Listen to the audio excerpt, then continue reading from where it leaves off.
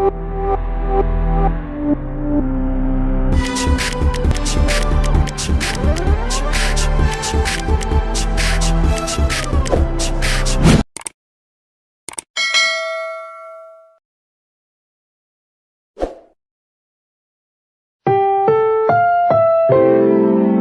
programang ito ay rated SPG, striktong patnubay at gabay ng magulang ang kailangan. Maaaring may masiselang tema, lengguwahe, karahasan, sexual, horror o droga na hindi angkop sa mga bata. Kumusta mga kaseryenatics? Welcome back muli sa ating channel.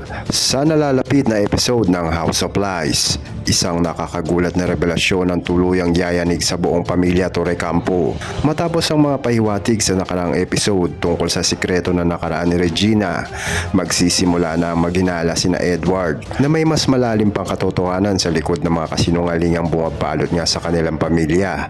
At habang lalo niyang inuusisa ang nakaraan, unti-unti niyang matutuklasan ang revelasyon na maaring magpabago sa buong pagkatao niya at sa kanyang relasyon sa buong pamilya. Ang kasong ito ay konektado sa issue ng tunay na pagkatao at paternity na matagal nang binubuo ng serye.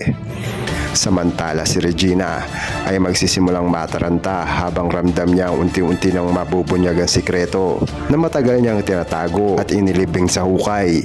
Gagawin niya ang lahat upang pigilan ang pagkalat ng katotohanan, kahit pa nga mga hulugan ito na panibagong pagtataksil o panloloko sa sarili niyang pamilya. Sa kabilang banda, patuloy naman pinagdaraanan ni Ashley ang epekto ng mga nakaraang pangyayari.